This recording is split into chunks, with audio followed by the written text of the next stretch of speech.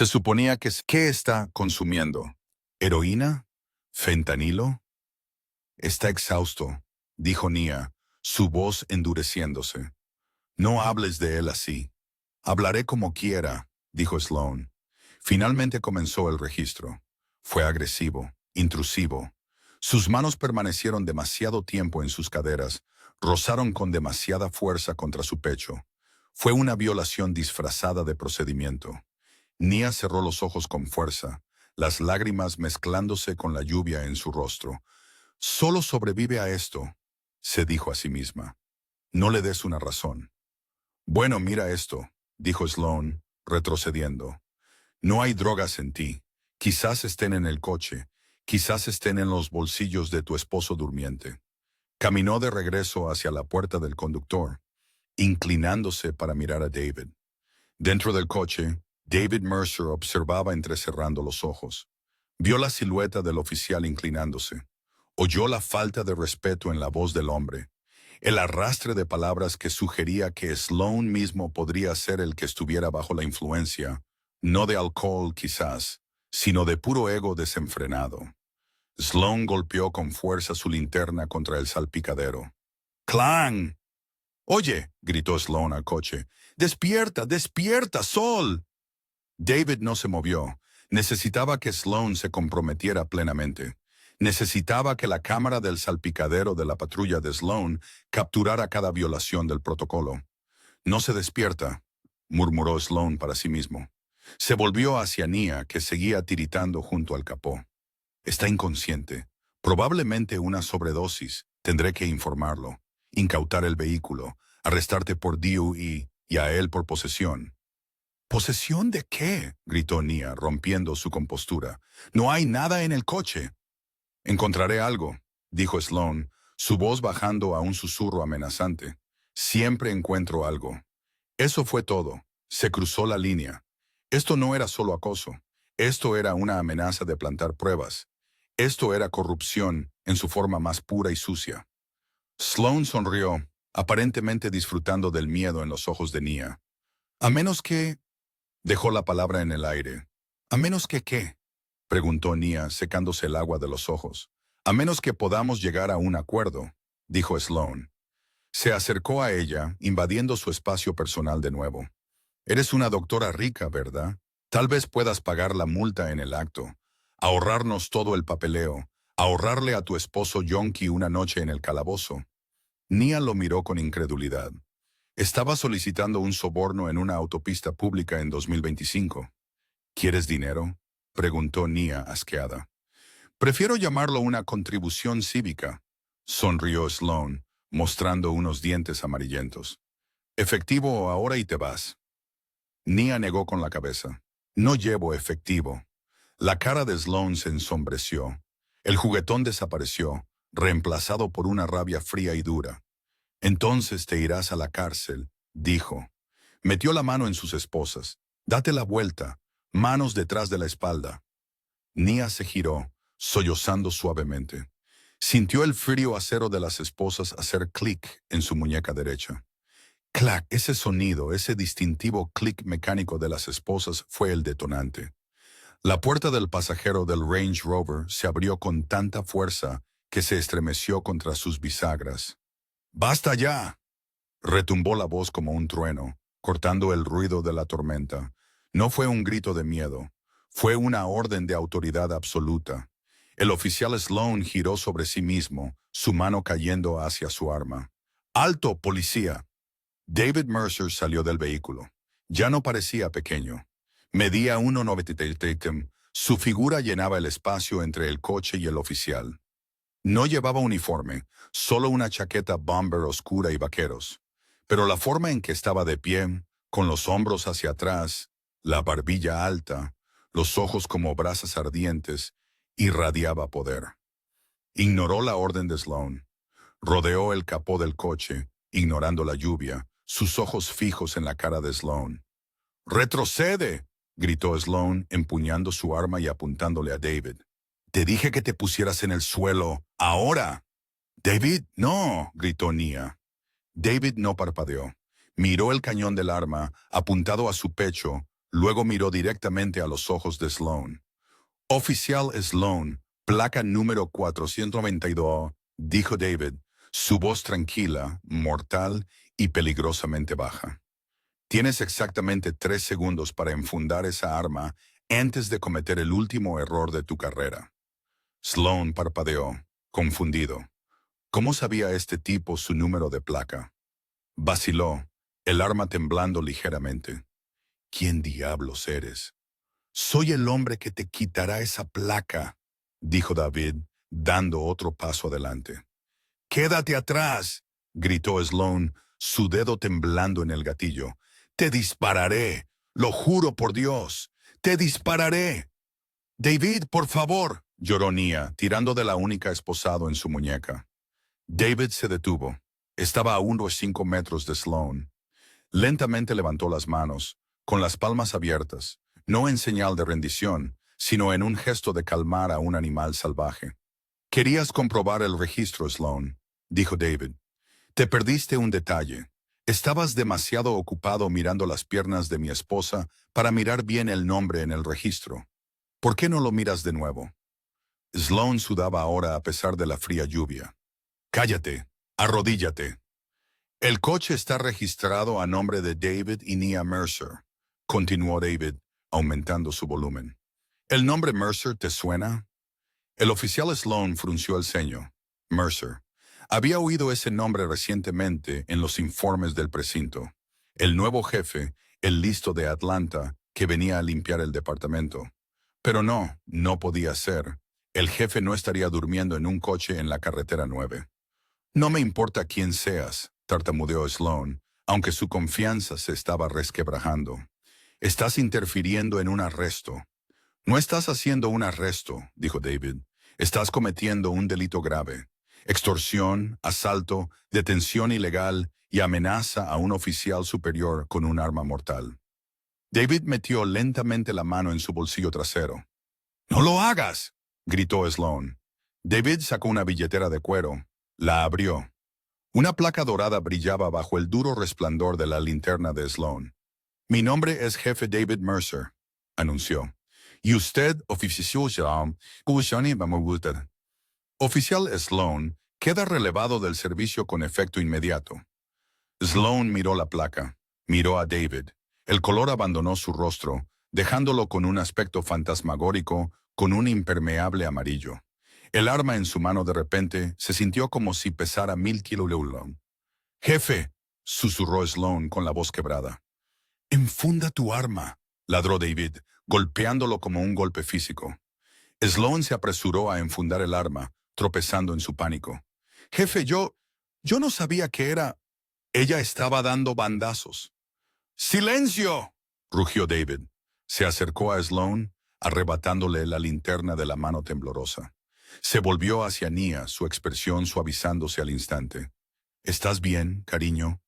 Nia asintió. Las lágrimas corrían por su rostro. «Él me golpeó. Él me pateó».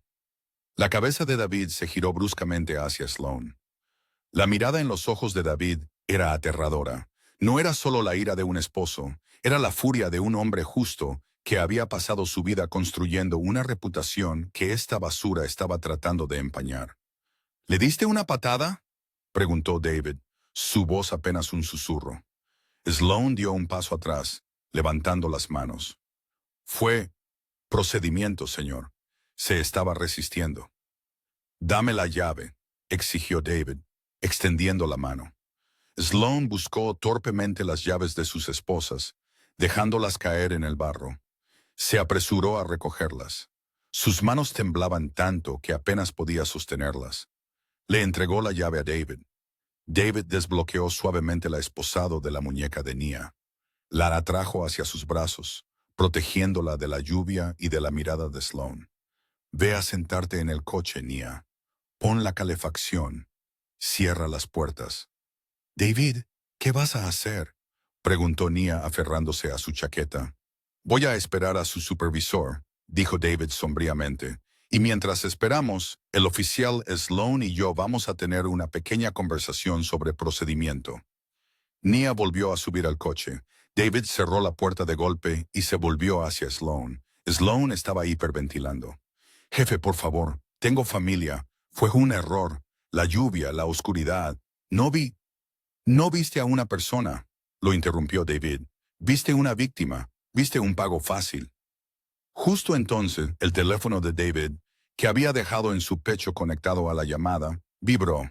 Había marcado la línea directa del capitán de Asuntos Internos, el capitán Marcus Vance, antes de salir del coche. Espera, Vance es un nombre prohibido. Corrección, había marcado la línea directa del capitán de Asuntos Internos, el capitán Arthur Reed. David cogió su teléfono del asiento del pasajero a través de la ventanilla abierta. Capitán Reed, ¿escuchó todo eso? Una voz por altavoz, pequeña pero clara, respondió. Cada palabra, jefe. Tengo 2 unidades y un comandante de turno a 3 minutos. No lo dejen ir. David colgó y miró a Sloan. ¿Has oído eso, Sloan? La caballería está llegando, pero no vienen a ayudarte. Los minutos esperando refuerzos parecieron horas. La lluvia continuó golpeando la carretera 9, creando una cortina de ruido ensordecedora que aislaba las 3 figuras al lado de la carretera. El oficial Brett Sloan estaba junto a la barandilla. Sus manos temblaban violentamente, su rostro pálido y resbaladizo por la lluvia. Parecía una rata atrapada. Sus ojos saltaban entre su patrulla y la imponente figura del jefe David Mercer. David no se movió. Estaba como un centinela frente al Range Rover, protegiendo a su esposa adentro. Sostenía el arma y la placa de Sloan, no blandiendo, sino sujetándolas con la familiaridad casual de un hombre que había llevado el peso de la ley durante 2 décadas. A lo lejos, el lamento de las sirenas atravesó la tormenta. Las luces azules coronaron la colina, reflejándose en el asfalto mojado como piedras que rebotan. La cabeza de Sloan se sacudió. Un atisbo de esperanza se encendió en sus ojos.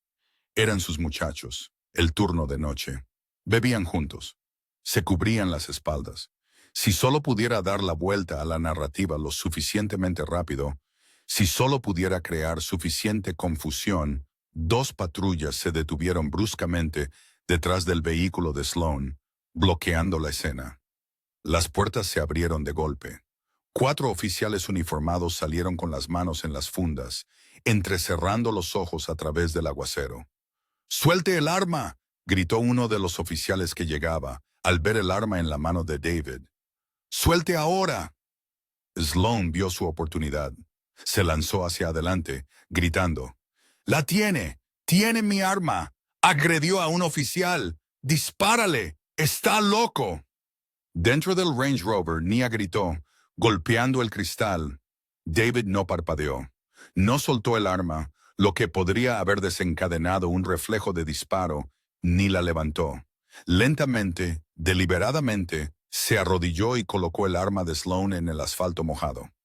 Luego se levantó las manos vacías y proyectó su voz con la claridad atronadora de un comandante. «¡Alto!», ordenó David. «Este es el jefe David Mercer. Placa número 101. Identifíquense». El oficial principal, un sargento veterano llamado Thomas Grady, se quedó helado. Entrecerró los ojos a través de la lluvia, el haz de su linterna cortando la oscuridad para iluminar el rostro de David. El reconocimiento fue instantáneo. Grady había estado en la ceremonia de inducción hace 3 días. Había estrechado la mano de David. La cara de Grady se puso blanca. Hizo señas frenéticamente a sus novatos. Enfundar vuestras armas. Es el jefe». La cara de Sloan se desmoronó. La esperanza desapareció, reemplazada por un dread enfermizo y corrosivo. «Sargento, escúcheme», tartamudeó Sloan, dando un paso hacia Grady. «Me saltó. Está borracho». «Cállate, Sloan», ladró el sargento Grady, pasándolo por delante y dirigiéndose a David. Grady se detuvo a 1 metro de David y le hizo un saludo agudo, ignorando la lluvia que empapaba su uniforme. «Jefe Mercer, señor, me disculpo. Entramos con fuerza». David bajó las manos, su expresión sombría. «Aseguren la escena, sargento. El oficial Sloan está bajo arresto». El silencio que siguió fue más pesado que la tormenta. Arrestar a un civil era una cosa. Arrestar a un compañero policía al lado de la carretera, delante del nuevo jefe, era un escenario de pesadilla. Señor, preguntó Grady, inseguro de si había oído correctamente. Me oyó, dijo David, su voz fría como el acero. Asalto, agresión, extorsión, detención ilegal y amenaza con arma mortal. Esposadlo. Sloan retrocedió, con las manos levantadas en un patético gesto de defensa. Tom, vamos. Soy yo. Soy Brett. No vas a escucharle a él por encima de mí. Hemos sido compañeros. El sargento Grady miró a Sloan, luego a la mujer aterrorizada en el Range Rover y finalmente a la furiosa y justa mirada del jefe de policía. El muro azul de silencio, ese código no escrito que los policías se protegen entre sí, se hizo añicos en 1.000.000 de pedazos. Date la vuelta, Brett, dijo Grady suavemente, su voz llena de decepción. No, gritó Sloan, retrocediendo hacia la barandilla. Esto es una trampa. No podéis hacer esto. Grady no dudó esta vez. Dio un paso adelante, giró a Sloan y lo golpeó contra el capó del crucero más fuerte de lo necesario. Tiró de los brazos de Sloan detrás de su espalda. ¡Clac! El sonido de las esposas fue justicia poética. Hace solo 10 minutos, Sloan había usado ese sonido para aterrorizar a Nia. Ahora marcaba el final de su vida, tal como la conocía. Brett Sloan tiene derecho a permanecer en silencio, recitó Grady los derechos Miranda, cortando la noche lluviosa. Todo lo que diga puede y será utilizado en su contra. David le dio la espalda al arresto, caminó hacia el lado del pasajero del Range Rover y abrió la puerta. Nia estaba temblando, sus manos agarrando sus rodillas.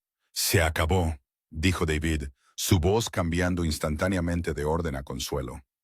Se inclinó y le desabrochó el cinturón de seguridad. Yo conduzco, deslízate. Nia negó con la cabeza, las lágrimas derramándose. Yo no puedo moverme. Mis piernas no funcionan. David se inclinó y la levantó sin esfuerzo, maniobrándola sobre la consola y al asiento del pasajero. Se sentó en el asiento del conductor, el cuero chirriando bajo su ropa mojada. Cerró la puerta, sellando el ruido de la tormenta y los gritos de los oficiales. Se volvió hacia ella, tomándole la cara entre las manos. Sus pulgares le secaron suavemente las lágrimas. ¿Te tocó en algún otro sitio? Necesito saberlo, Nia, para el informe y para mí. Nia respiró hondo. Él me tocó el pecho mientras me registraba. No fue profesional, David. Lo disfrutó. La mandíbula de David se tensó tanto que un músculo se contrajo en su mejilla. El impulso de volver a salir del coche y golpear a Sloan hasta dejarlo inconsciente era abrumador. Era un impulso primal y violento. Pero David Mercer era un hombre de disciplina. Sabía que si tocaba a Sloan ahora, perdería la superioridad moral. Perdería el caso. Dejaría que Sloan ganara. Nunca volverá a tocar a nadie, prometió David, arrancando el motor. Bajó la ventanilla mientras el sargento Grady se acercaba. Señor, dijo Grady con la lluvia goteando del ala de su sombrero, el sospechoso está asegurado en la parte trasera de la unidad 4. Hemos incautado su cámara corporal y los datos de la cámara del salpicadero. Transpórtelo a la comisaría central, ordenó David. Bypass la detención local. Quiero que esté en una sala de interrogatorios en el cuartel general. Llame al capitán Reed de Asuntos Internos. Dígale que nos espere allí. Y Grady. Sí, jefe. Si esa grabación de la cámara del salpicadero desaparece entre aquí y la estación, dijo David, sus ojos taladrando el alma de Grady, incendiaré todo el precinto. ¿Queda claro? Grady tragó saliva con dificultad. Cristalino, señor. Conduciré el transporte yo mismo. David subió la ventanilla, puso el Range Rover en marcha y se reincorporó a la autopista. El camino a casa fue silencioso, salvo por el rítmico silbido de los limpiaparabrisas. Pero el silencio no era pacífico. Era el silencio pesado y electrificado de una tormenta que se avecinaba. La parada de tráfico había terminado, pero la guerra acababa de empezar. La sala de interrogatorios de la comisaría central de Savannah era una caja estéril de hormigón gris y zumbido fluorescente. Olía a cera para suelos y a miedo rancio. El oficial Brett Sloan estaba sentado en la mesa de metal, todavía con su uniforme mojado, aunque le habían quitado la placa y el cinturón. Parecía más pequeño sin ellos. Temblaba, en parte por la ropa húmeda, pero sobre todo por la realidad que se estaba asentando. Frente a él estaba su representante sindical, un hombre de cara aguda llamado Peter Crest. Crest era conocido como el limpiador entre los agentes de base. Había salvado los trabajos de policías que habían hecho mucho peor que una mala parada de tráfico, o al menos eso afirmaba. «Mantén la boca cerrada, Brett», susurró Crest con urgencia. «Deja que yo hable. Haremos que esto parezca un malentendido. Pensaste que el conductor estaba impedido. Seguiste el protocolo. El marido fue agresivo. Fue una parada de alto estrés con baja visibilidad. Es el jefe Pete», siseó Sloan, con la voz quebrada. «No es solo un tipo cualquiera. Es Mercer. Me grabó». «Las grabaciones pueden ser inadmisibles», desestimó Crest. «Impugnamos la cadena de custodia. Impugnamos la calidad del audio. Solo siéntate». La pesada puerta de acero vibró y se abrió. La sala quedó en silencio. No fue un detective quien entró. Fue el capitán Arthur Reed, jefe de asuntos internos. Reed era un hombre que rara vez sonreía y nunca se reía. Le temían más que a los criminales de esta ciudad. Llevaba una gruesa carpeta y un portátil. Detrás de él, de pie en el umbral pero sin entrar, estaba el jefe David Mercer. Se había cambiado a ropa seca, un traje impecable, pero sus ojos seguían ardiendo.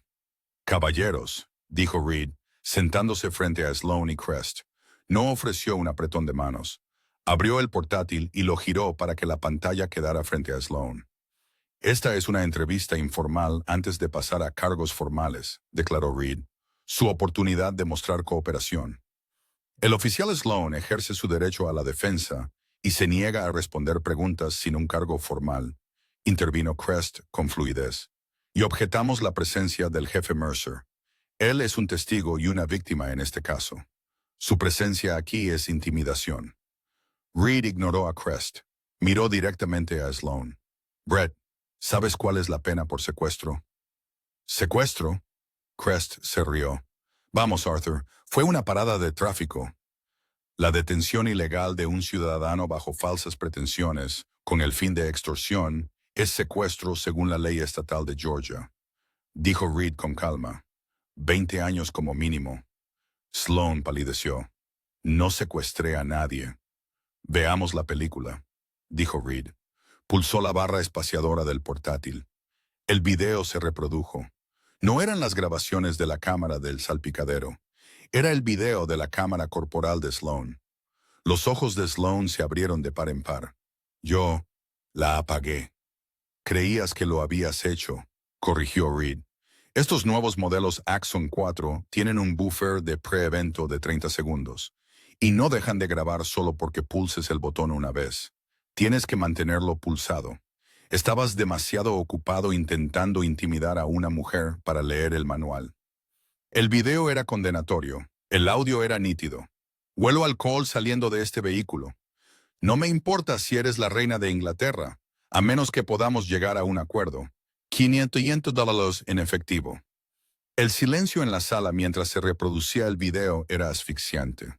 Crest, el representante sindical, dejó de tomar notas. Dejó su bolígrafo. Sabía que estaba ante un perdedor. No había forma de maquillar esto. La solicitud de soborno había sido capturada en alta definición. Cuando el video terminó, Reed se inclinó hacia adelante. «Esto es solo de esta noche, Brett, pero el jefe Mercer y yo somos hombres minuciosos. Mientras usted estaba sentado y ocupado, hemos realizado una auditoría de sus registros de paradas de los últimos 6 meses». Reed abrió la carpeta. Sacó una pila de papeles, tirándolos sobre la mesa uno por uno. ¡Fuac! 4 de enero. María González detenida por dar bandazos. No se emitió multa. Retiró los $200 de un cajero automático 10 minutos después. ¡Fuac! 12 de febrero. Samuel Wofford. Detenido por luz trasera rota. No hay multa. Faltaban $300 en efectivo de su cartera cuando llegó a casa. Thwack, 20 de marzo. Sarah Jenkins, detenida por exceso de velocidad, presentó una denuncia por acoso sexual. Fue desestimada por su sargento anterior. La estamos reabriendo. Sloan temblaba violentamente ahora. Todos lo hacen. Es así como es el trabajo. Desde la puerta, David Mercer habló por primera vez. Su voz era baja, vibrando de asco. No, así no es como es el trabajo. Así es como operan los criminales. Tú no eres un policía, Sloan. Eres un matón disfrazado. Crest, el representante sindical, carraspeó. Miró a Sloan con una mezcla de lástima y molestia. Brett, no puedo luchar contra el vídeo. Y no puedo luchar contra un patrón de corrupción como este. Si quieres evitar la prisión federal, tienes que empezar a hablar. Tienes que decirles quién más lo sabe, quién más lo está haciendo. Sloan miró a su representante. Traicionado. Se supone que debes protegerme. Protejo a los policías, dijo Crest con frialdad. No a los chantajistas. Sloan se encogió en su silla. La arrogancia que lo había impulsado en la autopista se había ido, despojada para revelar al cobarde debajo. Mi esposa, susurró Sloan, con lágrimas saliendo de sus ojos. Linda, ella piensa que soy un héroe. Está embarazada, hombre. Acabamos de comprar una casa. David entró en la habitación. Luego se paró sobre Sloan, su sombra cayendo sobre la mesa. Deberías haber pensado en Linda cuando estabas aterrorizando a mi esposa, dijo David. Deberías haber pensado en tu futuro hijo cuando amenazaste con plantar drogas en mí. Destruiste a tu propia familia, Sloan. Nadie más. David se inclinó, su rostro a centímetros del de Sloan. Querías un viaje de poder. Aquí lo tienes. Te estoy quitando tu placa. Te estoy quitando tu pensión. Y me aseguraré personalmente de que el único uniforme que uses en el futuro sea un mono naranja. David se enderezó y miró al capitán Reed. Encarcelarlo, sin fianza, es un riesgo de fuga. ¿Con qué motivos?, preguntó Crest débilmente, aunque no tenía ganas. Acababa de darse cuenta de que su vida había terminado. Los hombres que no tienen nada que perder tienden a huir, dijo David, caminando hacia la puerta. Mientras David salía de la habitación, oyó a Sloan romper a llorar en ruidosos y profundos sollozos. Era un sonido patético, pero no le trajo alegría a David, solo una sombría sensación de mantenimiento necesario. Había extirpado un cáncer, pero ahora tenía que ir a casa y curar la herida que ese cáncer había infligido a su esposa. Caminó por la oficina. La estación estaba zumbando. La noticia se había corrido. Cada oficial dejó lo que estaba haciendo mientras David pasaba. No apartaron la mirada. Se pusieron de pie. Uno por uno, los oficiales del PD de Savannah se pusieron de pie en sus escritorios. No fue un saludo formal, fue un reconocimiento silencioso. Sabían lo que había pasado. Sabían que el jefe había derribado a uno de los suyos para proteger la integridad de la placa. David los ignoró. Empujó las puertas dobles hacia el aire fresco de la noche. Sacó su teléfono. «Capitán Reed», dijo David al teléfono mientras caminaba hacia su coche. «Quiero los nombres de todos los que Sloan mencionó en sus registros. Cada compañero que ha tenido en los últimos 5 años. Si esta podredumbre va más profunda, quiero encontrar el fondo». «Lo hace, jefe», respondió la voz de Reed a través del auricular. «Sloan acaba de empezar a hablar. Está entregando nombres para hacer un trato. Quizás quieras volver adentro. Acaba de nombrar al sargento Miller del grupo de tareas antidrogas». David se detuvo con la mano en la puerta del coche. Miró al cielo. La lluvia había cesado. Las nubes se estaban abriendo. «Vuelvo adentro», dijo David. «Despierten al fiscal de distrito. Va a ser una noche larga». La parada de tráfico había sido la chispa, pero el fuego apenas comenzaba a arder. El sol de la mañana sobre Savannah solía traer calidez, pero para la señora Mercer trajo un foco frío y duro. Habían pasado 3 días desde la pesadilla en la carretera 9 y las consecuencias comenzaban a aterrizar con devastadora precisión. Nia entró en el hospital St. Joseph, agarrando su café, sintiendo el cambio de inmediato.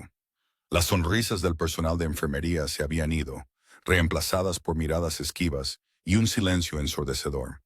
Mientras se preparaba para su primera cirugía, el doctor Kenji Sato, jefe de cirugía, la interceptó. Nia, necesitamos hablar, dijo Kenji, con la voz tensa. Cerró la puerta de la sala de preparación. La familia del paciente ha solicitado otro cirujano. Nia se quedó helada. Disculpe, he estado consultando con ellos durante semanas. Kenji suspiró y sacó una tableta. ¿Has visto las noticias?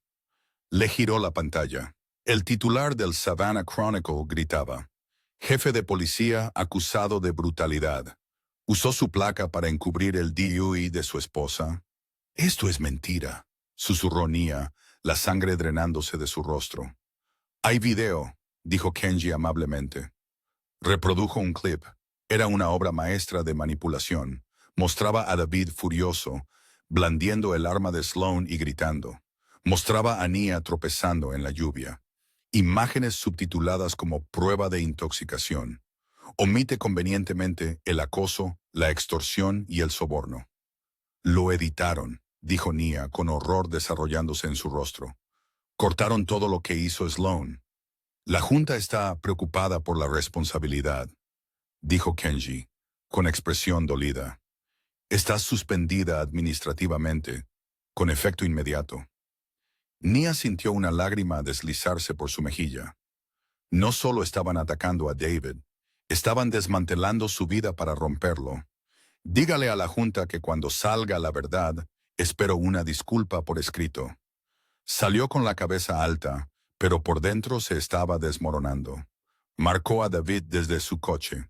No mires las noticias, dijo David en el momento en que contestó, el ruido de fondo de una comisaría caótica llenando la línea. Demasiado tarde, me han suspendido, dijo Nia, su voz temblando. Creen que soy una borracha. David, vete a casa, ordenó David, su voz oscura y peligrosa. Cierra las puertas. No respondas por nadie. El imperio está contraatacando. En la comisaría el ambiente era tóxico. El muro azul de silencio se había endurecido en una fortaleza contra el jefe. Los oficiales susurraban en rincones y los archivos desaparecían misteriosamente. Era un motín silencioso. David se sentó en su oficina, con las persianas corridas. El capitán Arthur Reed, jefe de asuntos internos, caminaba de un lado a otro. La grabación vino de nuestra sala de servidores, explicó Reed. Alguien accedió a la taquilla de pruebas a las 13:00 a.m., descargó la grabación de la cámara corporal, la editó y la subió a un sitio de filtraciones. Y lo mejor de todo, usaron tu inicio de sesión. David soltó una risa seca y humillante. Por supuesto, me incriminaron por filtrar pruebas para contaminar la piscina de joyas, mientras simultáneamente me pintaban como un matón. Es inteligente, admitió Reed. El sargento Miller está detrás del lado tecnológico, pero se volvieron codiciosos. Olvidaron el eslabón débil. David levantó la vista. Sloan. Sloan está aterrorizado, asintió Reed. Vio las noticias. Se da cuenta de que si su narrativa funciona, él sigue siendo el chivo expiatorio. Me llamó hace 10 minutos desde su celda. Está listo para hablar. ¿Qué tiene? El libro de contabilidad. David se levantó. El libro de pagos. Sloan llevaba un registro, dijo Reed, abriendo un archivo. Fechas, horas, cantidades y el corte que pagó hacia arriba. Confirma todo. Pagó al sargento Miller y al teniente Cowell. David sintió que el aire se le escapaba de los pulmones. El teniente Frank Cowell era el comandante del turno de noche. Era un veterano de 20 años, un hombre a quien David había invitado a sus barbacoas, un hombre que había sostenido a los hijos de David. Cowell, susurró David. La traición se sintió como una puñalada física en el estómago. Va más alto de lo que pensábamos, dijo Reed sombríamente. Están dirigiendo un negocio de protección en la carretera 9. Camioneros, traficantes de drogas, ciudadanos normales pagan el peaje o van a la cárcel. Miller cobra, Cowell sanciona. Necesitamos ese libro, dijo David, su shock endureciéndose en resolución. Así que lo escondió. Quiere un trato, 10 años en lugar de 20, y custodia protectora. Sabe que Miller lo matará si se entera. David miró la foto de Nia en su escritorio, luego la pantalla del ordenador, destruyendo su reputación. De acuerdo, pero no vamos a simplemente recoger un libro. Tenemos que atraparlos infraganti. ¿Cuál es el plan?, preguntó Reed. David caminó hacia la ventana y miró a través de las persianas.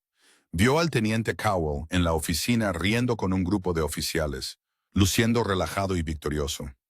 «Vamos a tender una trampa», dijo David con frialdad. «Vamos a filtrar un rumor de que Sloan tiene el libro de contabilidad y lo guarda en su casa. Dejemos que piensen que pueden borrar la evidencia». Se volvió hacia Reed. «Y luego esperaremos a ver quién viene a quemarlo». La trampa se tendió con precisión quirúrgica. David y el capitán Reed habían filtrado un rumor de que Sloan estaba escondiendo el libro de contabilidad incriminatorio en su casa suburbana. Carraspea, era cebo y el liderazgo corrupto del precinto lo había picado. A las 23, David estaba sentado en una furgoneta de vigilancia sin marcar a 3 casas de la residencia de Sloan. A su lado estaba el comandante de SWAT. Dentro de la casa, Linda Sloan había sido evacuada horas antes. Las habitaciones estaban vacías, equipadas con cámaras y micrófonos. «Objetivo aproximándose», crepitó la radio. 2 hombres en la entrada trasera.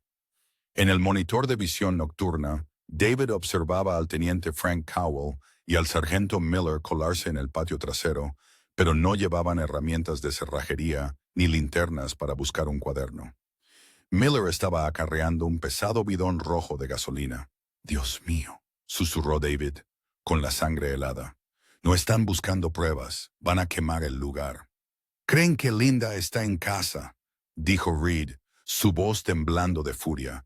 «Están intentando matar a un testigo». En la pantalla, Miller rompió una ventana y comenzó a rociar las cortinas con gasolina. Cowell vigilaba, mirando su reloj. Miller encendió un mechero. «Vamos, vamos, vamos», gritó David por la radio. El silencio suburbano se hizo añicos. Se detonaron granadas aturdidoras en el patio trasero, cegando a los pirómanos. La puerta trasera se estrelló al abrirse mientras el equipo táctico invadía el patio. «Policía estatal en el suelo». Miller intentó correr, tropezando hacia la valla, pero una unidad K-9 fue más rápida. El pastor alemán lo golpeó en el aire, arrastrándolo al barro. Cowell no corrió.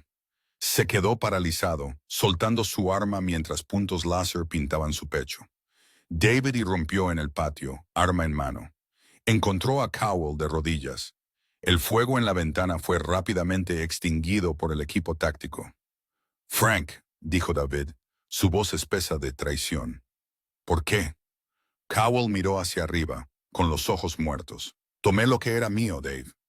«Intentaste quemar a una mujer embarazada, viva», dijo David, metiendo la mano en el bolsillo de Cowell para apoderarse de su teléfono. «No tomaste lo que era tuyo. Vendiste tu alma». Mientras los oficiales se llevaban a los hombres, el teléfono de David sonó. Era Nia. «David», su voz era un pánico entrecortado. «Hay alguien afuera. Coches de policía. Están golpeando la puerta». El corazón de David se detuvo. «¿Quién es?»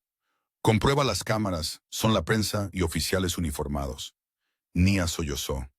«Dicen que tienen una orden. Dicen que maté a alguien en...» «David, una embestida cerca de la carretera 9. Dicen que encontraron un cuerpo». David dio un puñetazo a la furgoneta. Era una contingencia de píldora venenosa. Miller y Cowell habían preparado una trampa secundaria para destruir a David si caían. «No abras esa puerta», ordenó David. «Estoy a 10 minutos. Encierra en la habitación segura. Te están plantando un cuerpo para incriminarte». «Por favor, date prisa», lloró Na antes de que la línea se cortara. David se lanzó al asiento del conductor de la furgoneta. «¡Sube!», le gritó a Reed. «Vamos a mi casa».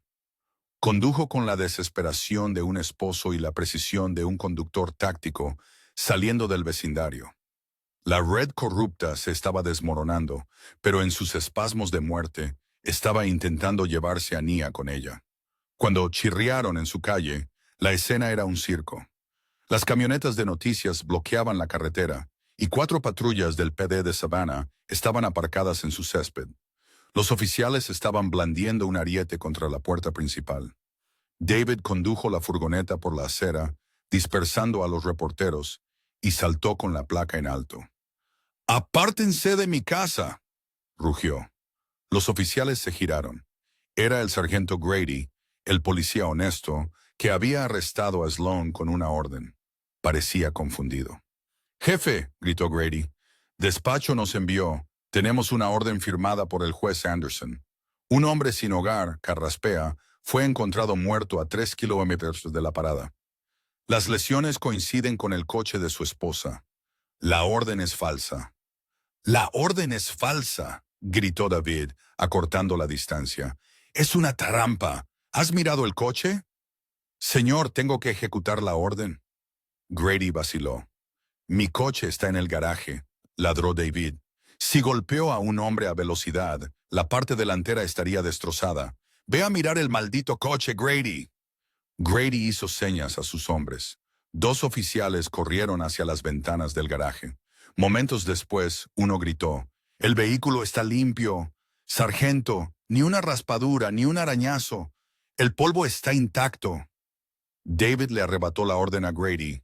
Señaló la parte inferior de la página. «Mira la marca de tiempo. Fue firmada a las 4 Henry. El cuerpo no se encontró hasta las 10 p.m. La firmaron antes de que el crimen fuera siquiera fabricado».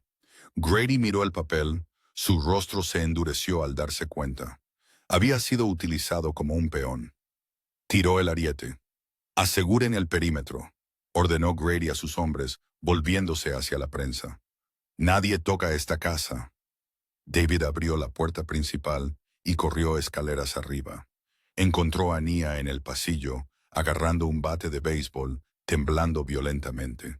«Te tengo», chocó con ella, envolviéndola en sus brazos tan fuerte que la levantó del suelo.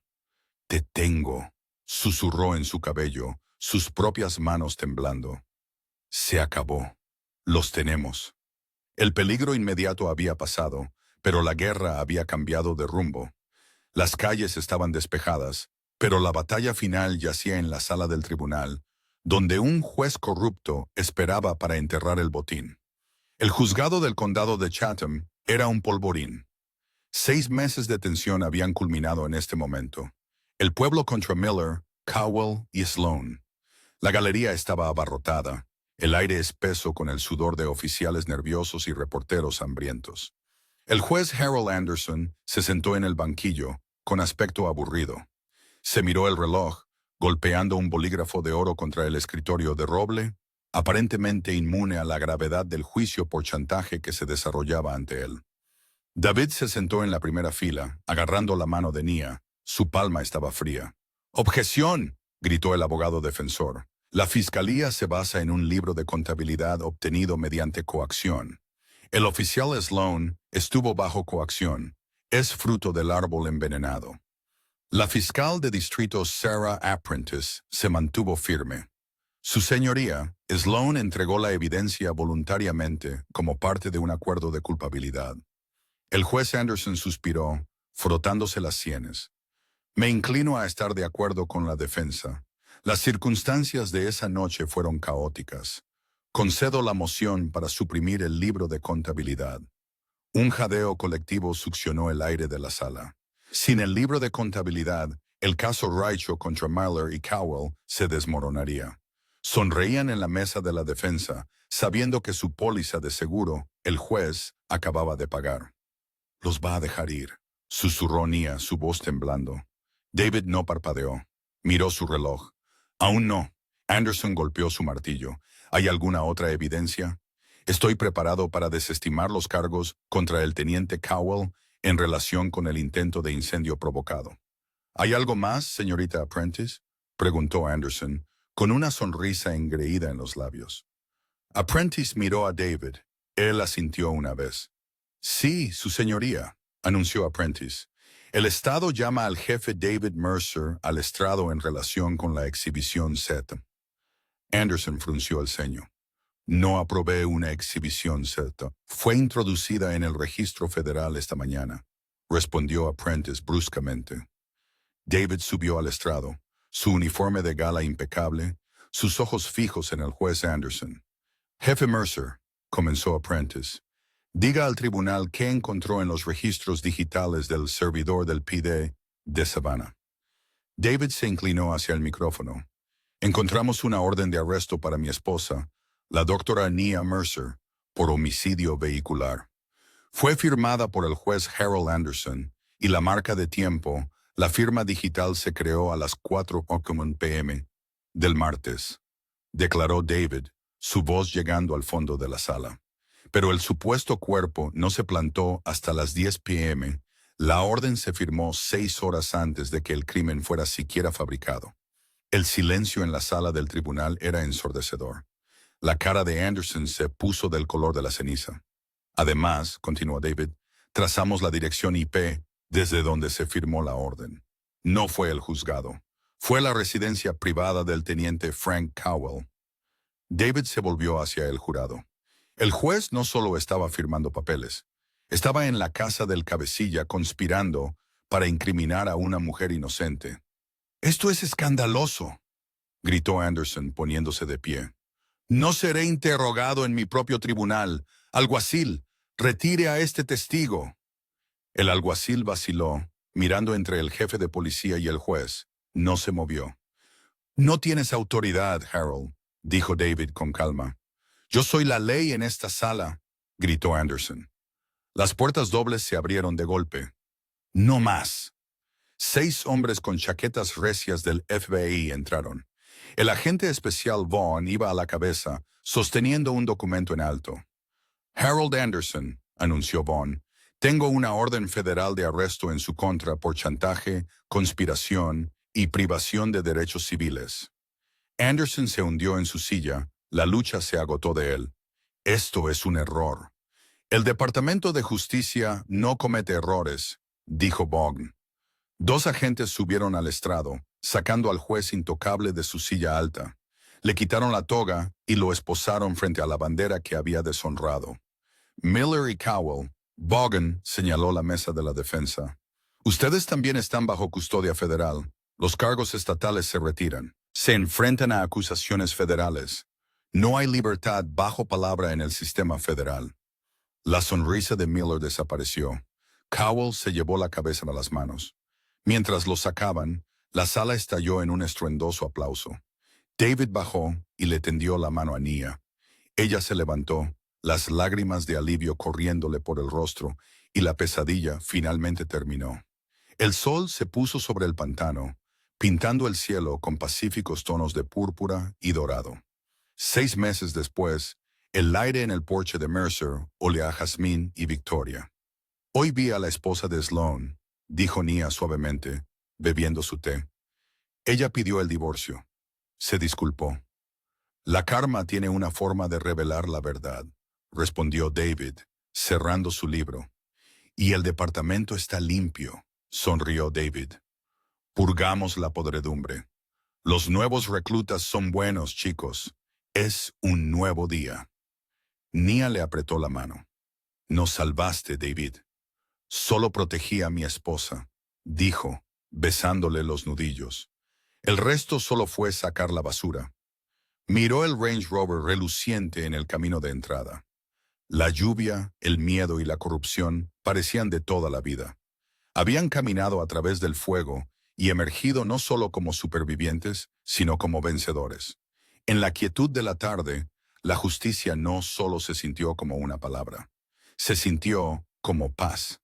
Y así fue como el muro azul se derrumbó. El oficial Sloan pensó que podía usar su placa como un arma contra una mujer sola en una carretera oscura. Pensó que el poder le daba derecho a depredar a los vulnerables. Pero olvidó la regla de oro. Nunca sabes quién está mirando. En este caso, los ojos de la justicia estaban bien abiertos en el asiento del pasajero. La karma no solo contraatacó.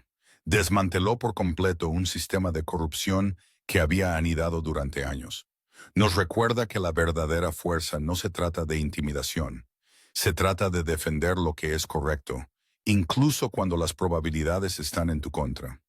Si esta historia de justicia servida te ha puesto los pelos de punta, por favor, dale a ese botón de me gusta. Realmente ayuda al canal a crecer. Y no olvides compartir este video con alguien que necesite un recordatorio de que los chicos buenos todavía pueden ganar. Asegúrate de suscribirte y hacer sonar la campana para no perderte nunca otra historia de alto drama y karma dura. Gracias por ver y mantente seguro.